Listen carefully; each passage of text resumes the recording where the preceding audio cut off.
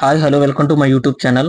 ఈ వీడియోలో డిస్కస్ చేసే టాపిక్స్ వచ్చేసి అసలు స్టాక్ మార్కెట్ అంటే ఏంటి, స్టాక్ మార్కెట్లో కంపెనీస్ షేర్స్ అనేవి ఎందుకు ఇష్యూ చేస్తాయి, అలాగే సెబీ అంటే ఏంటి, నెక్స్ట్ బిఎస్సి అంటే ఏంటి, ఎన్ఎస్సి అంటే ఏంటి, అలాగే మనం స్టాక్ మార్కెట్లో ఇన్వెస్ట్మెంట్ చేయడం ద్వారా మనకి ఏ విధమైన బెనిఫిట్స్ అనేవి ఉంటాయి, అలాగే మనం స్టాక్ మార్కెట్లో ఇన్వెస్ట్మెంట్ చేయడం ద్వారా మనకి ఏ విధమైన లాసెస్ అండ్ రిస్క్స్ అనేవి ఉంటాయో ఈ వీడియోలో డీటెయిల్గా ఎక్స్ప్లెయిన్ చేసుకుందాం. సో ఈ వీడియో అనేది చాలా ఇన్ఫర్మేటివ్గా ఉంటుంది, ఎక్కడ స్కిప్ చేయకుండా చూడండి. ఒక టాపిక్లోకి వస్తే first of all stock market ఏంటో తెలుసుకునే ముందు అసలు మార్కెట్ అంటే ఏంటో తెలుసుకుందాం.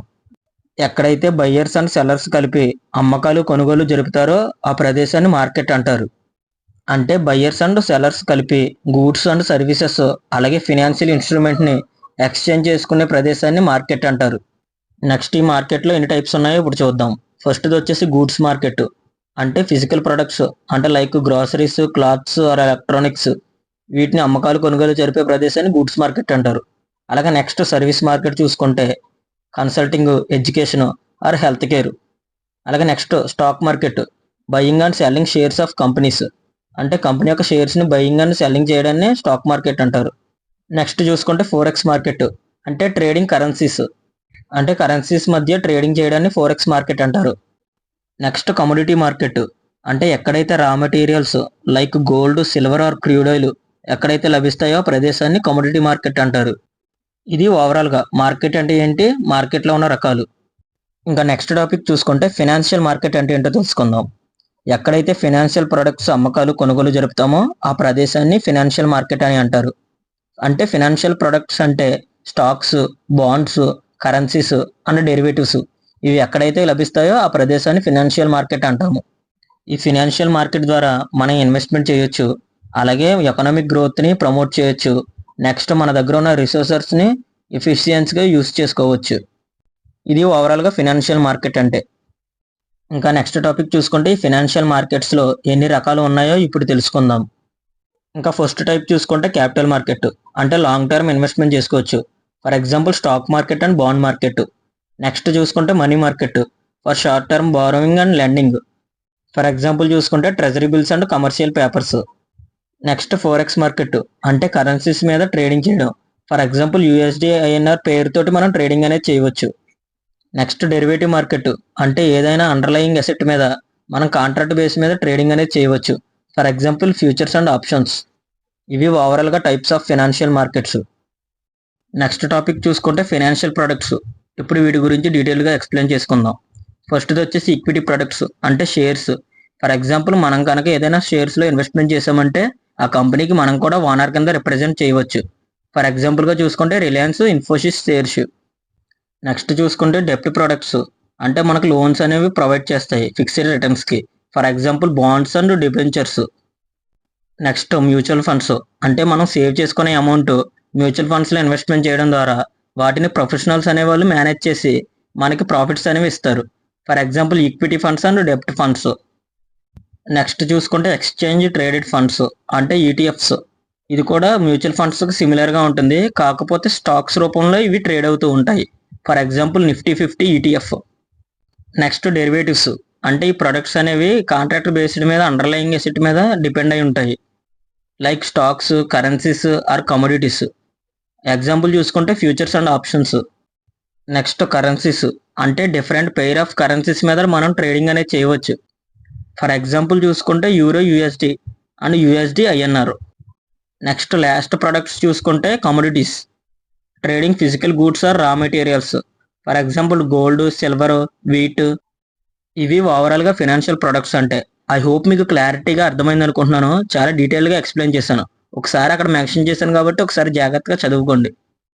ఇంకా నెక్స్ట్ టాపిక్ చూసుకుంటే what is the stock market, అంటే ఇప్పుడు తెలుసుకుందాం అసలు స్టాక్ మార్కెట్ అంటే ఏంటి అనేది. ఎక్కడైతే పబ్లిక్లీ ట్రేడ్ అవుతున్న కంపెనీస్ యొక్క షేర్స్ని మనం బై కానీ సెల్ కానీ చేస్తామో ఆ ప్రదేశాన్ని స్టాక్ మార్కెట్ అంటారు. మనకు అర్థమయ్యే విధంగా చెప్పుకోవాలంటే ఎక్కడైతే మనం షేర్స్ లేదా స్టాక్స్ని అమ్మకాలు కొనుగోలు జరుపుతామో ఆ ప్రదేశాన్ని షేర్ మార్కెట్ లేదా స్టాక్ మార్కెట్ అంటాము. ఈ స్టాక్ మార్కెట్లో మనం పబ్లిక్గా ట్రేడ్ అవుతున్న కంపెనీస్లో ఇన్వెస్ట్మెంట్ చేయాలంటే మనం స్టాక్ ఎక్స్చేంజెస్ ద్వారా దీంట్లో ఇన్వెస్ట్మెంట్ అనేది చేయవచ్చు. మన ఇండియాలో చాలా స్టాక్ ఎక్స్చేంజెస్ అనేవి ఉన్నాయి, కాకపోతే దాంట్లో 2 మాత్రమే చాలా పాపులర్ స్టాక్ ఎక్స్చేంజెస్. అవి ఏంటంటే ఒకటి నేషనల్ స్టాక్ ఎక్స్చేంజ్ ఎన్ఎస్సి, అలాగే బాంబే స్టాక్ ఎక్స్చేంజ్ బిఎస్సి. ఈ స్టాక్ ఎక్స్చేంజ్లు అనేవి మనం పబ్లిక్గా ట్రేడ్ అవుతున్న కంపెనీస్లో ఇన్వెస్ట్మెంట్ చేయడానికి ట్రాన్సాక్షన్ ఫెసిలిటీస్ని కల్పిస్తున్నాయి. ఐ హోప్ ఇప్పుడు మీకు స్టాక్ మార్కెట్ అంటే ఏంటో అర్థమైంది అనుకుంటున్నాను. ఇంకేమాత్రం లేట్ చేయకుండా నెక్స్ట్ టాపిక్లోకి వెళ్ళిపోదాం. ఇంకా నెక్స్ట్ టాపిక్ చూసుకుంటే అసలు కంపెనీస్ షేర్స్ అనేవి ఎందుకు ఇస్తాయో ఇప్పుడు తెలుసుకుందాం. ఫర్ ఎగ్జాంపుల్ నాకు ఒక కంపెనీ ఉందనుకుందాం. నా కంపెనీ యొక్క ప్రోడక్ట్ బాగా రన్ అవుతుంది, మంచిగా లాభాలు వస్తున్నాయి. అలాగే నా ప్రోడక్ట్ కొనేవాళ్ళ సంఖ్య కూడా బాగా పెరిగింది. సో నా ప్రోడక్ట్ కొనేవారి సంఖ్య అనేది బాగా పెరగడం వలన నాకు ఇంకా ఎక్స్ట్రా యూనిట్స్ అనేవి కావాలి. అంటే నా కంపెనీని ఇంకా అనేక ప్రదేశాలలో ప్రారంభించాలని అనుకుంటున్నాను. అయితే ఇలాగ దేశంలో ప్రతి దిక్కున మన కంపెనీని స్టార్ట్ చేయాలంటే దానికి చాలా డబ్బులు అనేది కావాలి. అంటే లైక్ 100 కోట్ల నుంచి 500 కోట్ల వరకు అవసరం అవుతుంది. అయితే డబ్బులు తీసుకోవడానికి ఈ స్టాక్ మార్కెటే కాకుండా కొన్ని మార్గాలు ఉన్నాయి. కాకపోతే ఈ మార్గాలన్నిటిలో స్టాక్ మార్కెట్ అనేది చాలా బెటరు. అది ఎందుకు మీకు ఎక్స్ప్లెయిన్ చేస్తాను చూడండి. ఫస్ట్ కొన్ని మార్గాలు ఉన్నాయన్నాం కదా, వాటి గురించి తెలుసుకుందాం. నెక్స్ట్ స్టాక్ మార్కెట్ గురించి తెలుసుకుందాం. ఫస్ట్ది వచ్చేసి లోను. అంటే మనం బ్యాంకుకు వెళ్ళి లోన్ తీసుకోవచ్చు. అయితే 100 కోట్ల నుంచి 500 కోట్లు లోన్ తీసుకుంటే కొన్ని కోట్లలో ఇంట్రెస్ట్ అనేది మనం చెల్లించాల్సి ఉంటుంది. సో లోన్ అనేది తీసుకోవడం వలన మనకి ఇంట్రెస్ట్ రేట్స్ అనేవి చాలా ఎక్కువగా ఉంటాయి. సో మన కంపెనీని ఎక్స్పాండ్ చేయాలంటే ఈ లోన్ తీసుకునే పద్ధతి అనేది మంచిది కాదు. నెక్స్ట్ చూసుకుంటే ఇన్వెస్టర్స్. అంటే మనం ఇన్వెస్టర్స్ దగ్గర నుంచి డబ్బులు తీసుకుని కంపెనీని కూడా స్టార్ట్ చేయొచ్చు. అయితే ఆ పెట్టుబడిని మనం ఇన్వెస్టర్స్కి ఏదో ఒక టైంలో రిఫండ్ అయితే చేయాల్సి వస్తుంది. అయితే మనం కంపెనీ ఎక్స్పాండ్ చేసిన తర్వాత మన కంపెనీ అనేది ఫర్ ఎగ్జాంపుల్ లాస్లోకి వెళ్ళింది అనుకుందాం. అలాంటప్పుడు కూడా మనం ఈ పెట్టుబడి అనేది ఇన్వెస్టర్స్కి తిరిగి ఇవ్వాలి. సో ఇది తిరిగి ఇవ్వాలంటే మనం వేరే దిక్కున మళ్ళీ అప్పు అనేది చేయాలి. సో ఈ మార్గం కూడా సరైనది కాదు. సో ఈ రెండు మార్గాలు కాకుండా మన యొక్క కంపెనీని స్టాక్ మార్కెట్లో లిస్ట్ చేయడం ద్వారా పబ్లిక్కే డైరెక్ట్గా మన యొక్క షేర్స్ని కొనుక్కొని మన కంపెనీలో పెట్టుబడి పెడతారు. ఇలా పబ్లిక్గా షేర్స్ని ఇష్యూ చేయడం వలన ఆ కంపెనీకి బెనిఫిట్స్ ఏంటంటే ప్రాఫిట్స్ వస్తే ఇన్వెస్ట్మెంట్ చేసిన వాళ్ళు అలాగే కంపెనీ సమానంగా పంచుకుంటాయి. అలాగే లాస్ వచ్చినా కూడా కంపెనీస్ అండ్ ఇన్వెస్టర్స్ కూడా సమానంగా పంచుకోవాలి. ఎవరికి ఎటువంటి ఇంట్రెస్ట్ అనేది పే చేయవలసిన అవసరం లేదు. అలాగే ఎవరికి ఎటువంటి రిఫండ్ అనేది చేయవలసిన అవసరం లేదు. సో అందుకనే స్టాక్ మార్కెట్లో కంపెనీస్ని లిస్ట్ చేసి షేర్స్ అనేవి ఇష్యూ చేస్తూ ఉంటారు. ఈ షేర్స్ అనేవి ఫస్ట్ టైం పబ్లిక్ ఇష్యూ చేసినప్పుడు ఇనీషియల్ పబ్లిక్ ఆఫరింగ్ ద్వారా ఇష్యూ చేస్తారు. అంటే ఐపీఓ ద్వారా ఇష్యూ చేస్తారు. అలాగే నెక్స్ట్ అసలు ఈ షేర్స్ ఇష్యూ చేయడానికి గల రీజన్స్ ఏంటో ఇప్పుడు తెలుసుకుందాం. ఫస్ట్ది వచ్చేసి రైజ్ క్యాపిటల్. అంటే మనం స్టాక్ మార్కెట్లో మన కంపెనీ లిస్ట్ చేసి షేర్స్ అనేవి ఇష్యూ చేయడం ద్వారా మనకి ఫండ్స్ అనేవి వస్తాయి. ఈ ఫండ్స్ వలన మనం కొత్త కొత్త బ్రాంచెస్ అనేవి ఓపెన్ చేయవచ్చు. అలాగే కొత్త కొత్త ప్రొడక్ట్స్ని కూడా మనం మ్యానుఫ్యాక్చర్ చేయవచ్చు. అలాగే మన కంపెనీలో ఉన్న టెక్నాలజీ అనేది అప్గ్రేడ్ చేయవచ్చు. నెక్స్ట్ చూసుకుంటే డెబ్ట్ రిడక్షన్. అంటే ఇలా వచ్చిన ఫండ్స్ ద్వారా మన కంపెనీకి ఉన్న అప్పును కూడా తగ్గించుకోవచ్చు. నెక్స్ట్ చూసుకుంటే పబ్లిక్ రికగ్నైజేషన్. అంటే స్టాక్ ఎక్స్చేంజ్లో లిస్ట్ అవ్వడం వలన మన కంపెనీ యొక్క విజిబిలిటీ అనేది పెరుగుతుంది. అలాగే క్రెడిటబిలిటీ కూడా పెరుగుతుంది. అంటే మనం ఉన్నట్టు పబ్లిక్కి అందరికీ తెలుస్తుంది. సో ఇది ఫ్రెండ్స్ ఓవరాల్గా స్టాక్ మార్కెట్లో కంపెనీస్ అనేవి షేర్స్ అనేవి ఎందుకు ఇష్యూ చేస్తాయో, అలాగే ఆ ఇష్యూ చేయడానికి గల కారణాలు ఏంటో ఇవి ఓవరాల్గా మీ అందరికీ అర్థమైంది అనుకుంటున్నాను. ఇంకేమాత్రం లేట్ చేయకుండా నెక్స్ట్ టాపిక్లోకి వెళ్ళిపోదాం. ఇంకా నెక్స్ట్ టాపిక్ చూసుకుంటే వాట్ ఈస్ సెబీ. అంటే సెబీ అంటే ఏంటి? సెబీ అంటే securities and exchange board of India. ఇది స్టాక్ మార్కెట్ను రెగ్యులేట్ చేస్తుంది. ఎటువంటి స్కామ్స్, ఫ్రాడ్స్ జరగకుండా సెబీ చూసుకుంటుంది. ఒక కంపెనీ స్టాక్ మార్కెట్లోకి లిస్ట్ అవ్వాలంటే అది పూర్తిగా సెబీ చేతిలోనే ఉంటుంది.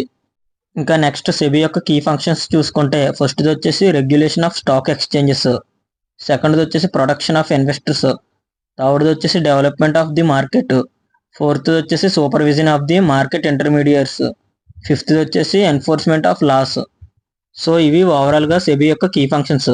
ఐ హోప్ మీకు అర్థమైంది అనుకుంటున్నాను. ఇంకేమాత్రం లేట్ చేయకుండా నెక్స్ట్ టాపిక్లోకి వెళ్ళిపోదాం. ఇంకా నెక్స్ట్ టాపిక్ చూసుకుంటే స్టాక్ ఎక్స్చేంజెస్ గురించి తెలుసుకుందాం. ఒకటి బిఎస్సి అండ్ ఎన్ఎస్సి. బిఎస్సి అంటే బాంబే స్టాక్ ఎక్స్చేంజ్, ఎన్ఎస్సి అంటే నేషనల్ స్టాక్ ఎక్స్చేంజ్. ఈ రెండు ఎక్స్చేంజెస్ ఇండియాలో ప్రైమరీ స్టాక్ ఎక్స్చేంజెస్. ఈ ఎక్స్చేంజెస్లో shares, bonds, derivatives and other financial instruments అనేవి ట్రేడ్ అవుతూ ఉంటాయి. ఇప్పుడు ఈ రెండింటిని వన్ బై వన్ ఎక్స్ప్లెయిన్ చేసుకుంటూ వెళ్దాం. ఫస్ట్ బిఎస్సి గురించి తెలుసుకుందాం. బిఎస్సి అనేది oldest stock exchange in Asia. దీన్ని 1875లో ఎస్టాబ్లిష్ చేశారు. దీని యొక్క హెడ్ క్వార్టర్స్ అనేది ముంబైలో ఉంది.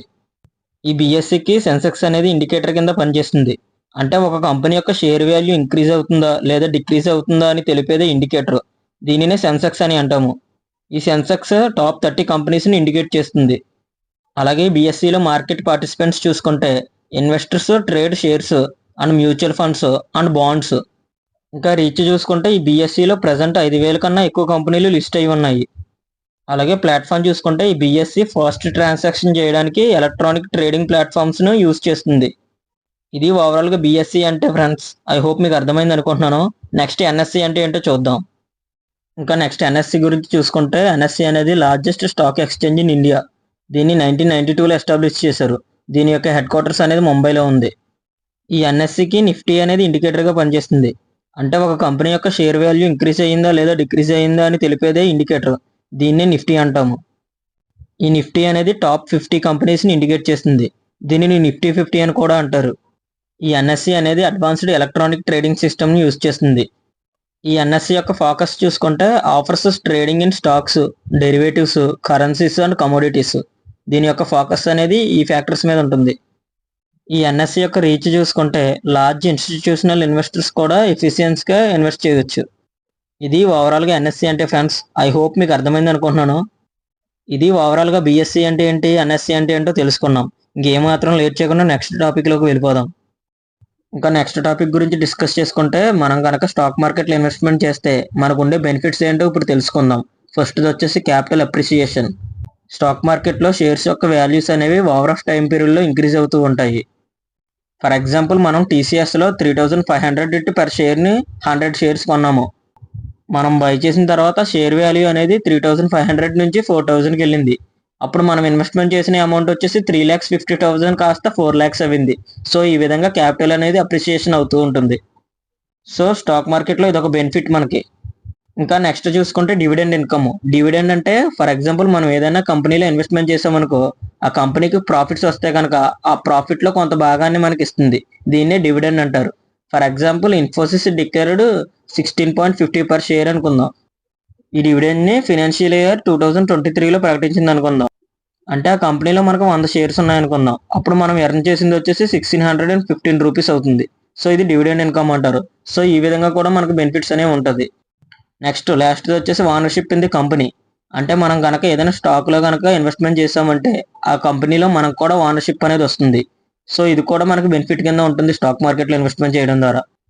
సో ఇది ఫ్రెండ్స్ ఓవరాల్గా స్టాక్ మార్కెట్లో ఇన్వెస్ట్మెంట్ చేస్తే కనుక మనకు వచ్చే బెనిఫిట్స్. ఇంకా ఈ వీడియోలో లాస్ట్ టాపిక్ గురించి డిస్కస్ చేసుకుందాం. అదేంటంటే స్టాక్ మార్కెట్లో కనుక ఇన్వెస్ట్మెంట్ చేస్తే మనకి ఏ విధమైన లాసెస్ అండ్ రిస్క్స్ ఉంటాయో ఇప్పుడు డీటెయిల్గా తెలుసుకుందాం. ఫస్ట్ వచ్చేసి మార్కెట్ రిస్క్. అంటే మార్కెట్ యొక్క ఫ్లక్చువేషన్స్ అనేవి ఫుల్గా మార్కెట్ కండిషన్స్ మీద డిపెండ్ అయి ఉంటాయి. సో రిస్క్ అనేది ఎలా ఉంటుందో ఎవరు గెస్ చేయలేము. ఫర్ ఎగ్జాంపుల్ COVID-19 పాండమిక్ టైంలో సెన్సెక్స్ 30% డ్రాప్ అయింది. సో అప్పుడు స్టాక్ మార్కెట్లో ఇన్వెస్ట్మెంట్ చేసిన ఇన్వెస్టర్స్ అందరూ లాసెస్ అయ్యారు. సో మార్కెట్ రిస్క్ అనేది ఎవరో అంచనా వేయలేరు. సో స్టాక్ మార్కెట్ అనేది చాలా రిస్క్. నెక్స్ట్ చూసుకుంటే కంపెనీ స్పెసిఫిక్ రిస్క్. అంటే కంపెనీలో మిస్మేనేజ్మెంట్ జరగడం లేదా ఫ్రాడ్స్ జరగడం, అలాగే డిక్లైన్ బిజినెస్ చేయడం వంటివి. ఫర్ ఎగ్జాంపుల్ చూసుకుంటే 2020లో ఎస్ బ్యాంక్ అనేది క్రైసిస్ని ఫేస్ చేసింది. నెక్స్ట్ థర్డ్ పాయింట్ చూసుకుంటే నో గ్యారంటీడ్ రిటర్న్స్. అంటే ఫిక్స్డ్ డిపాజిట్ లాగా మనకి ఇంత టైంకి ఇంత రిటర్న్స్ వస్తాయని ఏముండదు స్టాక్ మార్కెట్లో. ఈ స్టాక్ మార్కెట్లో ఇన్వెస్ట్మెంట్ చేసిన తర్వాత అంతా మార్కెట్ కండిషన్స్ మీద ఆధారపడి ఉంటుంది. అలాగే కంపెనీ పర్ఫార్మెన్స్ల మీద ఆధారపడి ఉంటుంది. అంతే తప్ప ఒక ఫిక్స్డ్ రిటర్న్స్ అనేవి ఏమీ ఉండవు. నెక్స్ట్ ఫోర్త్ పాయింట్ చూసుకుంటే డివిడెండ్స్ ఆర్ నాట్ అష్యూర్డ్. అంటే ప్రతి కంపెనీ డివిడెండ్ ఇస్తుందన్న గ్యారంటీ ఏమీ లేదు. ఎందుకంటే కంపెనీ లాభాలు వస్తే మాత్రమే డివిడెండ్ ఇస్తుంది. అదే కంపెనీకి నష్టాలు వస్తే డివిడెండ్ ఇవ్వదు కదా. సో డివిడెండ్ వస్తుందన్న గ్యారంటీ ఏమీ లేదు. సో ఇది ఫ్రెండ్స్ ఓవరాల్గా స్టాక్ మార్కెట్లో కనుక మనం ఇన్వెస్ట్మెంట్ చేస్తే మనకు వచ్చే లాసెస్ అండ్ రిస్క్స్. ఇది ఫ్రెండ్స్ ఓవరాల్గా entire video. I hope video అర్థమైంది అనుకుంటున్నాను. వీడియో కొంచెం ఇన్ఫర్మేటివ్ ఉన్న లైక్ చేయండి. ఇలాంటి మరిన్ని వీడియోస్ కోసం మన ఛానల్ని సబ్స్క్రైబ్ చేసుకోండి. Thank you for watching.